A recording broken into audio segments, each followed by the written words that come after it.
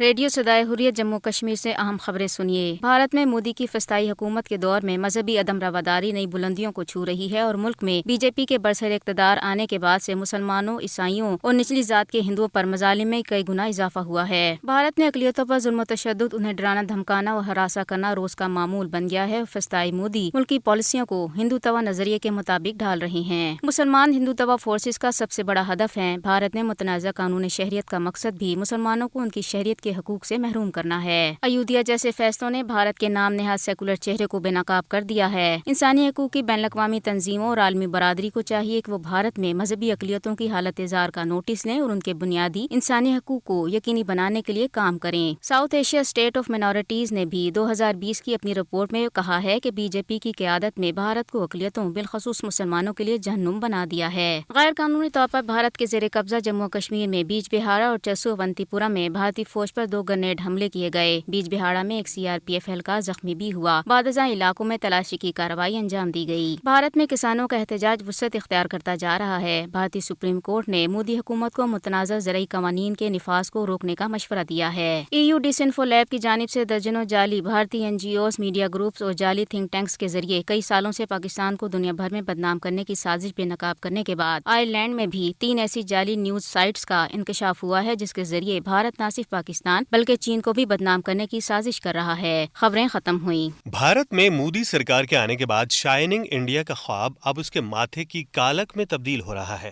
گزشتہ سال مسلمانوں کی شہریت بل پر دہائی سے دہلی دہلتا رہا تو اب کی بار سکھ اور دیگر ستائے ہوئے کسانوں کے اپنے حقوق کے لیے ہاہاکار سے مودی کے کانوں کے پردے پھٹنے لگے ہیں۔ مگر اس کے باوجود ڈھٹائی کا عالم یہ ہے کہ اس کے کانوں پر مسئلے کے حل کے لیے جوں تک نہیں رینگتی، کیونکہ اس کے ذہن میں ایک ہی سودا سمایا ہے کہ کس طرح بھارتی اقلیتوں کو کچلا اور مسلا جائے۔ وہ ایک طرف بھارت سے کمزاد ہندوؤں، سکھوں، مسلمانوں، ہریجنوں، شودروں، گورکھوں، عیسائیوں کا خاتمہ چاہتا ہے تو دوسری طرف اکھنڈ بھارت کے خواب میں اپنی ٹانگیں پڑوسیوں کی طرف پسارے بیٹھا ہے۔ یہی وجہ ہے کہ کہیں پاکستان کے ہاتھوں ترکت بنتی ہے تو کہیں چین، نیپال وغیرہ کے ہاتھوں، مگر توسیع پسندی کے شوق میں اسے اپنے گھر کی بھی کوئی فکر نہیں، اس لیے کسانوں سے منہ موڑے بیٹھا ہے۔ بے بس، بے کس، خودکشیوں پہ مجبور کسان اب تنگ آمد بجنگ آمد کی مثال بن کر دہلی کے چوراہوں پر انصاف کے لیے بیٹھے ہیں۔ کتنی ایک جٹتا کے ساتھ ہزاروں کسان سینکڑوں ٹریکٹر میں، ہو سکتا ہے ہزاروں ٹریکٹر ہو، میں 3 کلومیٹر تک گیا، 35,000 ٹریکٹر ہے جی، اور